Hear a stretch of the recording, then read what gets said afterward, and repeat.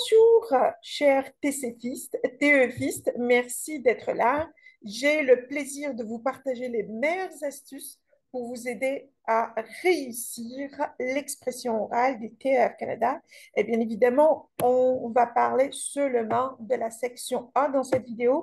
Et bien évidemment, je vous ferai une autre détaillée pour vous aider à réussir la section B de l'expression orale. Allez, c'est parti. Je m'appelle Sadia Bailey, je suis coach du TEF et TCF Canada. Ma spécialité, c'est expression écrite et expression orale. Je fais ce travail depuis mai 2016. Si vous avez une question, n'hésitez pas à m'écrire, à m'envoyer un email ou me contacter via WhatsApp. Allez, donc, n'oubliez pas que vous serez noté sur votre capacité de mener une conversation, utiliser un vocabulaire pertinent et bien évidemment poser les questions correctement, puisqu'ici, on va utiliser seulement le registre soutenu. Donc, il y a le vouvoiement. Donc, faites très attention aux verbes, à tout en fait. Et bien évidemment, il est important de varier vos questions. Il y en a une très longue liste, par exemple, y a-t-il, est-il, serais-je, est-ce que, où, comment ça marche. Donc, il y a vraiment une grande liste de voilà, de poser les questions d'une manière vraiment variée. Euh, J'offre une formation VIP et là, on a trois plans selon votre besoin. Bien évidemment, il faut s'identifier, il faut savoir où vous êtes exactement et aussi il faut cibler votre objectif pour savoir exactement quoi faire. On a le plan de 18 jours, on a le plan de 30 jours et le plan de 60 jours. Beaucoup plus, le plan de 18 jours, il est pour celui qui est à NCLC par exemple 8, il veut aller à NCLC 9. Ça, c'est parfait, que ce soit au niveau de l'expression écrite ou de l'expression orale. Bien évidemment, cette formation inclut les deux, expression écrite et expression orale. Et en ce qui concerne le plan de 30 jours, c'est pour quelqu'un qui est à 7, il veut avoir le bonus, NCLC 9. Et pour le plan de 60 jours, c'est pour quelqu'un qui a un niveau B1, par exemple, NCLC 5, NCLC 6 et il souhaite avoir un NCLC 8, 9 et plus. Voilà. Et bien évidemment, il va avoir un suivi attentif. Donc, n'hésitez pas à me contacter pour réaliser votre rêve et avancer dans votre procédure. Voilà, dans la procédure d'immigration, comme beaucoup d'autres qui ont choisi de le faire. Donc, voici un exemple que vous voyez devant vous là. On a section 1, 5 minutes, donc ça ne dure pas plus de 5 minutes. Vous cherchez un emploi et vous avez lu cette offre de service. Vous téléphonez pour avoir plus d'infos. Ici, vous êtes censé de poser une dizaine de questions. Quand on dit dizaine, ça peut être 10, ça peut être 11. Voilà. Et là, ce qui importe, c'est plutôt comment mener une conversation. Ce n'est pas vraiment le nombre des questions, hein.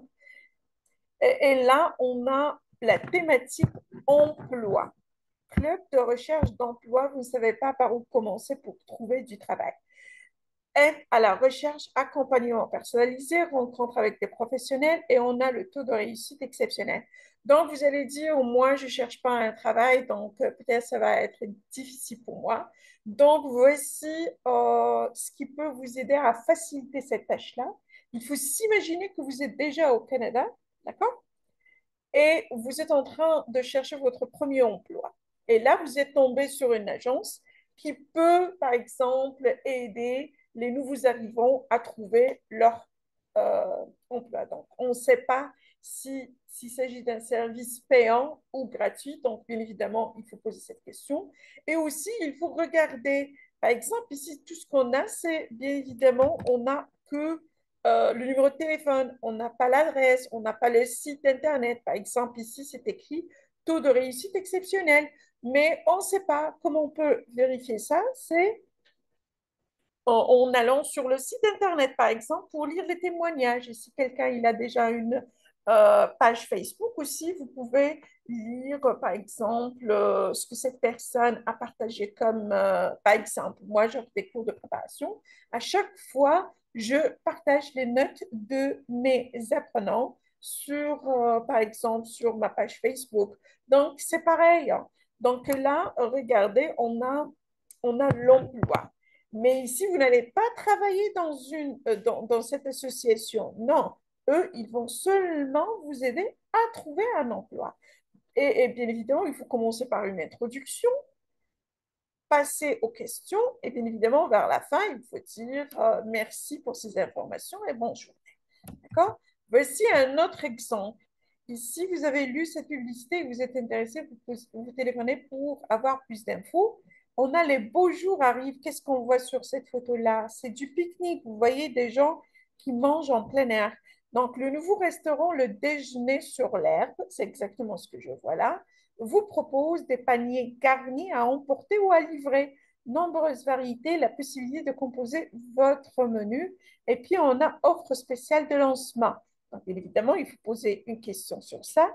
Et là, à emporter ou à livrer, ça veut dire soit vous allez directement, par exemple, au jardin public pour manger en plein air et leur appeler, eux, ils vont vous le livrer. Ou bien, par exemple, vous allez dans leur magasin pour prendre votre panier garni.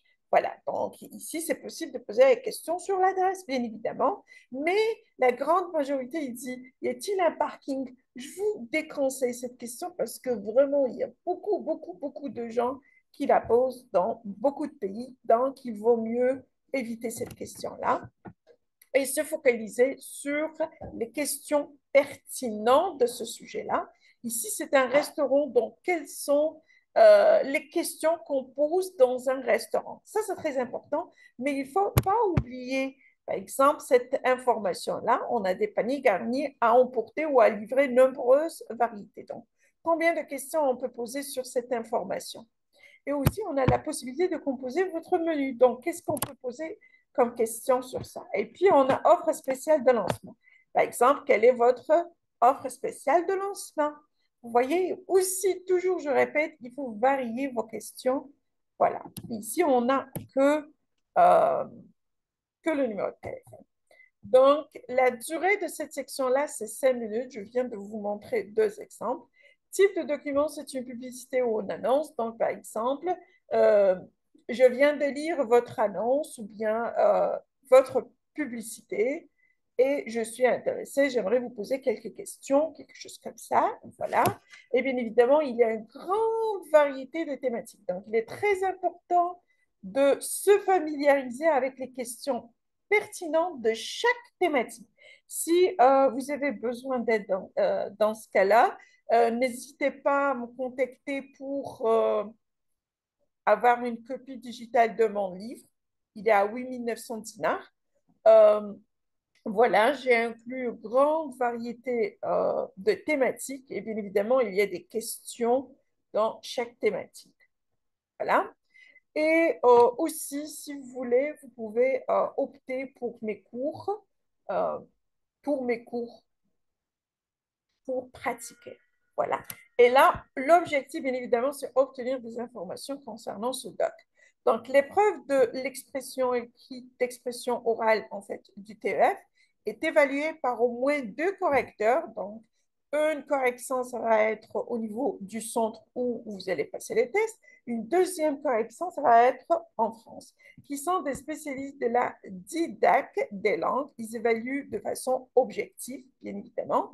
Donc, la qualité et la quantité du discours. Donc, par exemple, pour la section A, donc, il faut s'informer, faire préciser ou clarifier, voilà, les réponses obtenues et aussi tenir une conversation formelle parce qu'il s'agit d'un registre soutenu. Donc, ici, le discours est-il adapté à la situation? Ça, c'est très important. Discours est-il clair?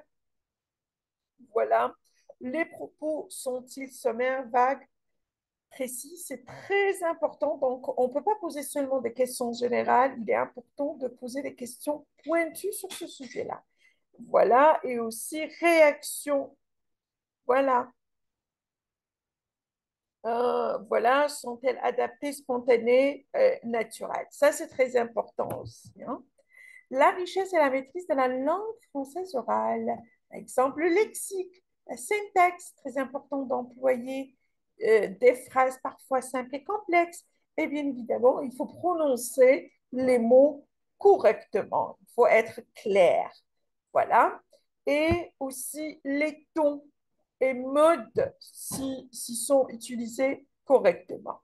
Bien évidemment, le lexique, s'il est employé juste, précis et euh, voilà, s'il est employé avec justesse, précision. Voilà.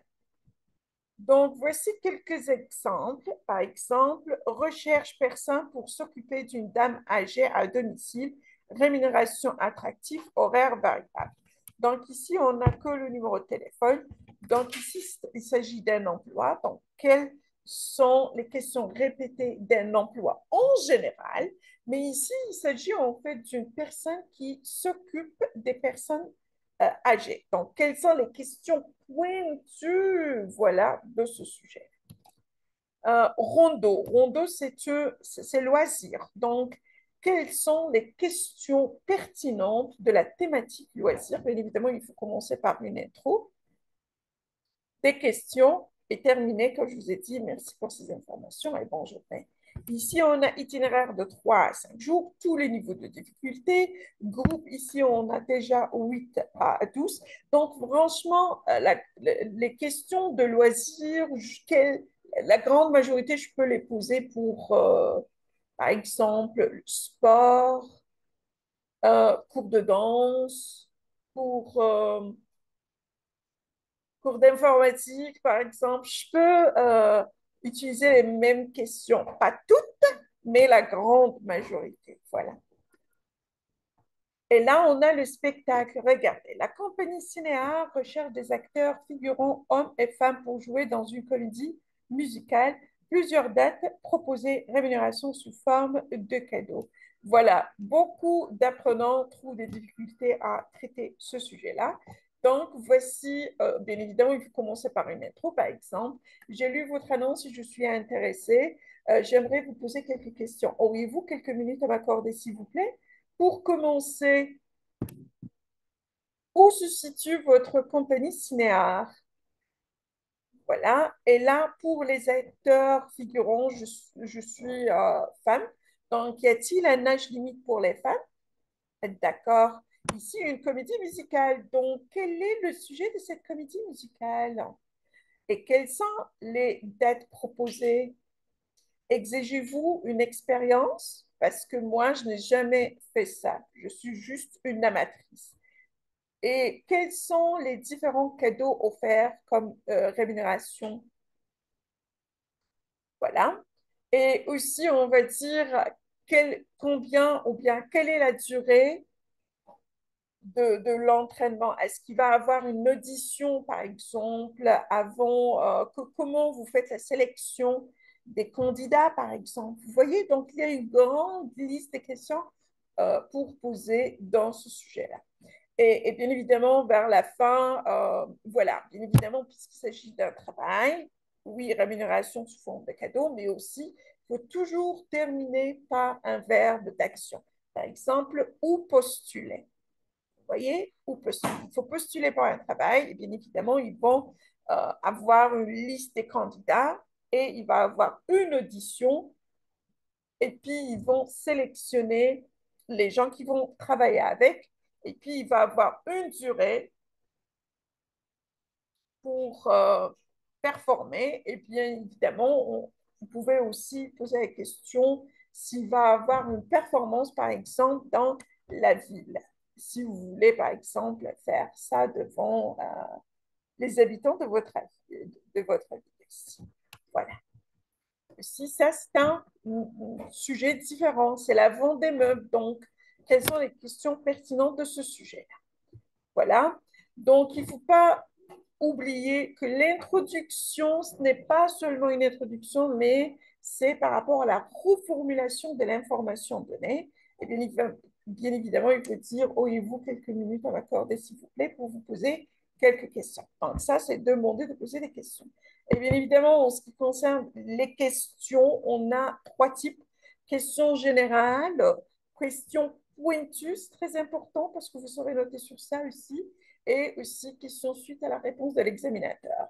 Par exemple, je vais dire, je n'ai pas quelque chose en tête maintenant, mais par exemple, parfois, quand vous posez une question, l'examinateur ou l'examinatrice vous donne une réponse et vous, au lieu de parler d'autre chose, vous pouvez faire un suivi. Vous voyez? Par exemple, vous dites, voilà, parlons de, j'aimerais savoir comment ça marche, par exemple. Vous voyez? Et bien évidemment, vers la fin, merci pour ces informations et bonne journée. Et je vous recommande vivement de ne pas s'arrêter. Il faut poser des questions et pas la peine en fait de regarder votre montre pour voir par exemple s'il est l'heure ou pas. Laissez ce travail à l'examinateur parce que eux, ils surveillent vraiment la durée. Donc, il ne faut pas s'inquiéter.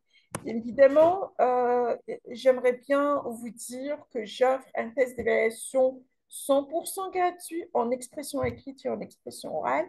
Donc, si vous voulez tester votre niveau, voilà, dans la section A et la section B de l'expression orale en live, il suffit de me contacter via WhatsApp. Donc, on va revenir vers la première page, voilà. Et il faut me contacter par email ou via WhatsApp pour me dire le jour et l'heure qui vous conviennent et on le fera. Ça ne prendra pas plus de 15 minutes. Allez, merci d'être là et je vous souhaite une excellente journée. Allez, au revoir. En fait, à bientôt.